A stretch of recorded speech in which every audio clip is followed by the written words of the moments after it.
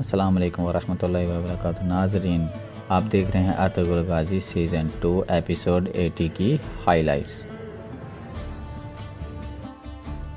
नाज़रीन, इस एपिसोड के आगाज़ में सलजान ख़तून गंदोगदू के माथे पर हाथ रख के कहते हैं अल्हम्दुलिल्लाह आपका बुखार ख़त्म हो गया है, इंशाअल्लाह आप बहुत जल्द ठीक हो जाएंगे।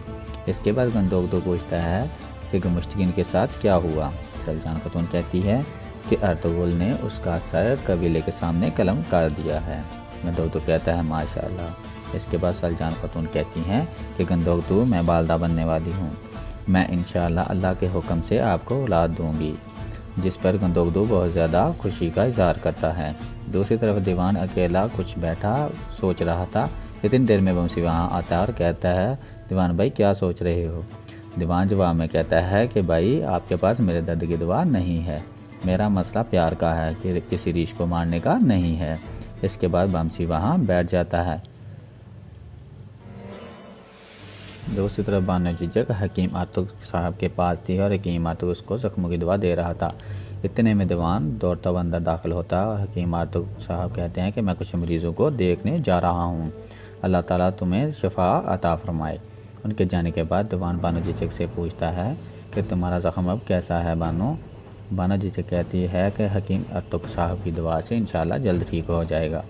इस पर दीवान कहता है इंशाअल्लाह। इसके बाद दीवान हिचकिचाते हुए कहता है तुम्हारे दिल ने मुझे जला दिया है, तुम्हारी आंखें किस तरह की हैं, इन्होंने मेरे दिल को एक तीर की तरह चीर दिया है।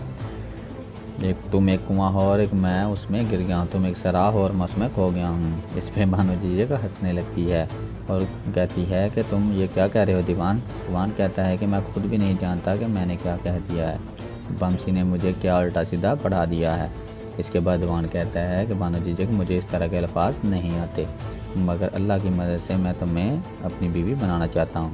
इसके बाद बानो झिझक शर्माते हुए कहती है कि अगर तुम ऐसा चाहते हो तो मैं भी तुम्हारी ज़िंदगी बनने के लिए तैयार हूँ और मैं तुम्हारे दिल की तकलीफ़ की दुआ बनूँगी आज के बाद तुम्हारा खैमा ही मेरा घर है और तुम्हारी ज़िंदगी ही मेरी जन्नत और मेरी ज़िंदगी तुम्हारी ज़िंदगी होगी।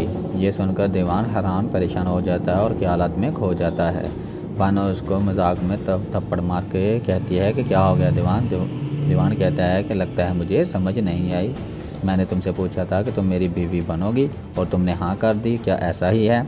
इस पर बानो झिझक कहती है हाँ मैंने हाँ कर दी है। इसके बाद दीवान वही फिक्रा दोहराता है। इस पर बानो झिझक दोबारा कहती है हाँ मैंने हाँ कर दी है और मैं तुम्हारी बीवी बनूंगी। दीवान बहुत ज़्यादा खुश हो जाता है और कहता है फिर तो मुझे जाके फ़ौरन भाई को बताना चाहिए था कि अर्तुगरुल भाई तोतिकिन के पास जाके तुम्हारा रिश्ता मांगे।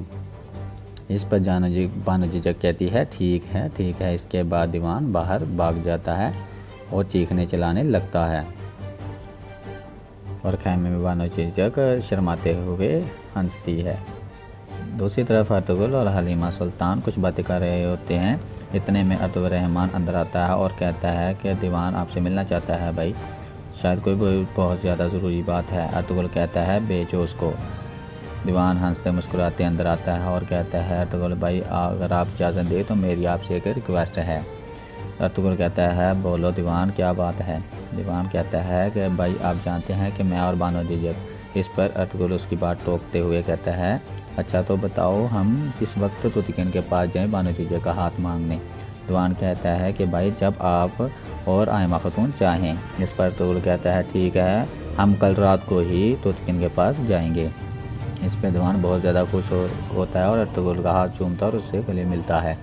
इसके बाद दीवान बमसी तुर्गत के पास जाता है और खुशी से चीखने लगता है। तुर्गत पूछता है क्या हो गया भाई। दीवान खुशी से कहता है कि भाइयों बानो झिझक मेरी बीवी बनने के लिए तैयार हो गई है और कल अर्तुगरुल भाई और आयमा खातून तोतिकिन के पास रिश्ता मांगने के लिए जाएंगे। ये सुनकर सारे लोग बहुत खुश हो जाते हैं और खड़े होकर दीवान से गले मिलते हैं और उसको बहुत ज़्यादा मुबारकबाद देते हैं।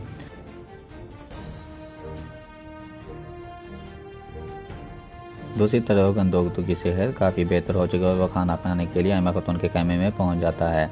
उसे देखते ही सारे बहुत खुश हो जाते हैं और इकट्ठे बैठ के खाना खाना शुरू कर देते हैं। इतने में अब्दुर्रहमान अंदर आता है और कहता है आयमा खातून के एक सिपाही दमदार अल्प और शाहीन अल्प के बारे में खबर लेकर आया है, इंशाअल्लाह चंद दिन तक वो लोग यहाँ पहुँच जाएंगे।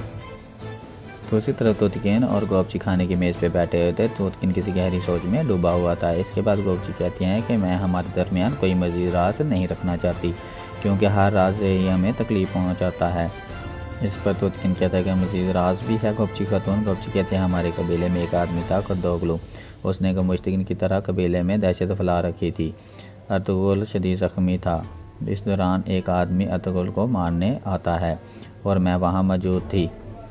मैंने अर्तुगरुल को बचाने की कोशिश की, लेकिन उस आदमी ने अपने खंजर से मुझे शदीद ज़ख्मी कर दिया। मैं शदीद खौफज़दा हूँ कि उस ज़ख्म की वजह से कहीं ऐसा तो नहीं कि मैं माफ़ बनने के काबिल ना रहूँ।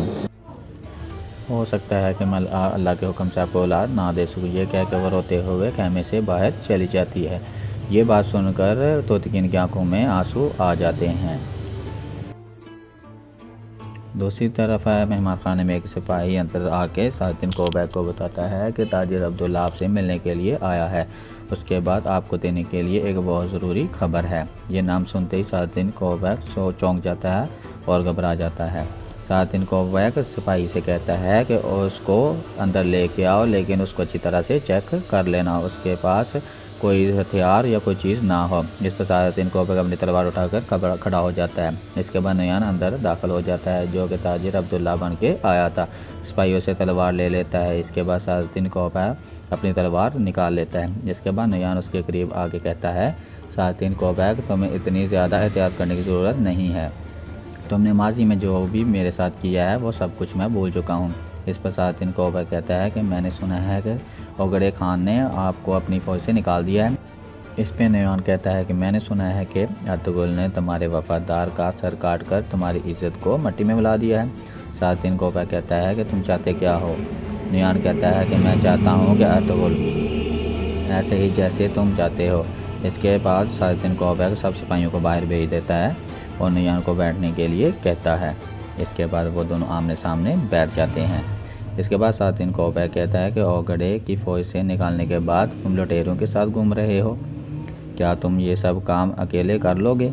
इस पर नयान कहता है कि वो लुटेरे मंगोल फ़ौज के सबसे ज़्यादा बेरहम कातिल हैं, इसके अलावा तुम भी मेरे साथ हो।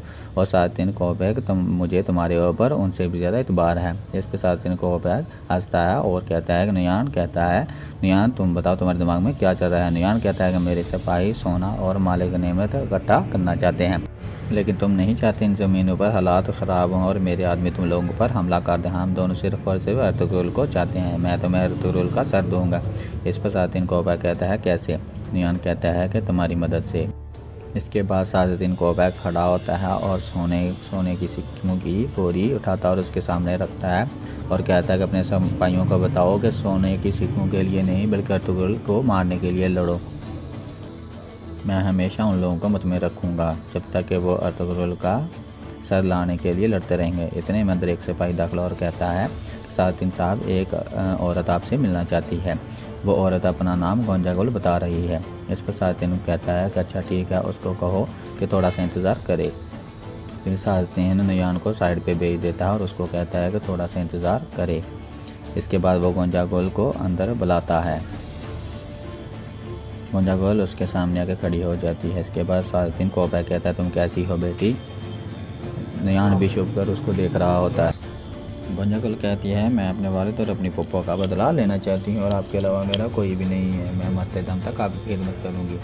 सातिन कोबैक उसको बैठने को कहता है और वो दोनों बैठ जाते हैं। नयान गोंजागुल को गौर से देखकर मुस्कुराता है। दूसरी तरफ खाने के दौरान गंदोगदो कहता है आज से को सातिन कोबैक हमें पहले से ज़्यादा तंग करेगा, इसलिए अगला बहार का मौसम आने तक हम दोनों कबीलों का एहतियात बहुत ज़रूरी है। लेकिन गंदोगदो की बात का कोई भी जवाब नहीं देता। इसके बाद गंदोगदो अर्तुगरुल से पूछता है कि अर्तुगरुल भाई, क्या आपके जहन में कोई और जगह है जहाँ पर हम हिजरत करके जा सकें। इस पर अर्तुगरुल कहता है कि मैं उन जगहों पर जाना चाहता हूँ जहाँ पर हमारे काई कबीले की जड़ें फैलेंगी, जहाँ पर हमारे बच्चे और बच्चियाँ मरने के बाद हमारी कब्रों पर फातिहा पढ़ सकेंगे। इंशाअल्लाह हम इकट्ठे मिलकर ये फ़ैसला करेंगे। जिस पर सब बैठे हुए लोग इंशाअल्लाह कहते हैं। इसके बाद सलजान खातून आयमा खातून से कहती है कि वालदा, अगर आप इजाज़त दें तो मैं कुछ कहना चाहती हूँ। आयमा खातून उसको इजाज़त दे देती है। इसके बाद सलजान कहती है वालदा, मैं माँ बनने वाली हूँ। ये सुनते ही सारे लोग खुश हो जाते हैं और एक दूसरे को मुबारकबाद देने लगते हैं। अगले दिन अर्तुगरुल अपने घोड़े पर सवार होकर अकेला कबीले से बाहर निकल जाता है और इर्द गिर्द की जगहों का जायज़ा लेता है। फिर वो एक दरिया के किनारे पर जाता है और दिल ही दिल में अपने घोड़े से बातें करता है। वो बेज़ांतीन की सरहद पर जाने की और इंसाफ करने की बातें करता है। दूसरी तरफ नियान सोने की सिक्कों से बड़ी बोरी उठाकर अपने डेरे पर पहुंच जाता है और बल्कि उससे कहता है कि नियान, ये सब लोग तुम्हारे लिए मरने के लिए तैयार हैं। इसके बाद नियान वो बोरी सिपाहियों के सामने रखता है और कहता है, मैं यहाँ पर इंतकाम के लिए आया हूँ, मैं ये लड़ने और मरने के लिए आया हूँ और मैं यहाँ तुम लोगों का वो इत्मीनान बहाल करने के लिए आया हूँ जो गडे खान ने तुम लोगों से छीन लिया है। इसके बाद वो सोना निकाल कर फेंकता है और कहता है, ये सोना तुम लोगों का है, ये सब आपस में बांट लो और अगर मेरे साथ जाने में खौफज़दा है तो वो यहाँ से अपना हिस्सा लेकर यहाँ से जा सकता है। तो गडे खान ने मुझे एक खुफिया ज़िम्मेदारी दी है कि मैं अर्तुगरुल को ख़त्म कर दूँ और ये ज़िम्मेदारी मैं पूरी करना चाहता हूँ। वक्त आने पर मैं तुम लोगों को वो सोना दूंगा जो कि सुल्तान अलाउद्दीन के महल में पाया जाता है और मेरा आप लोगों से वादा है कि आप इज़्ज़त की मौत मरोगे इंतकाम के लिए और चंगेज़ खान के लिए। इसके बाद नियान और सब सिपाही जोश में नारे लगाने लगते हैं। दूसरी तरफ अर्तुगरुल एक दरिया के किनारे पर बैठा था। इस दौरान एक ख्वाब याद आता है कि जिसमें सुलेमान शाह आए थे और उन्होंने बज़ातिन की तरफ जाने का इशारा दिया था। इसके बाद अर्तुगरुल कहता है कि वालिदा मोहतरम, हम अपना वतन ज़रूर बनाएंगे और अब इसका वक्त अनकरीब आ चुका है और मैं आपको हरगिज़ शर्मिंदा नहीं करूँगा। और यहाँ पर इस किस्त का अख्ताम हो जाता है। उम्मीद है आपको यह एपिसोड पसंद आई होगी। मज़ीद रेगुलर अपडेट्स के लिए इस चैनल को सब्सक्राइब करें और साथ बेल आइकन को प्रेस करें ताकि आपको हमारी रेगुलर वीडियोस मिलती रहें। अस्सलाम वालेकुम व रहमतुल्लाहि व बरकातहू।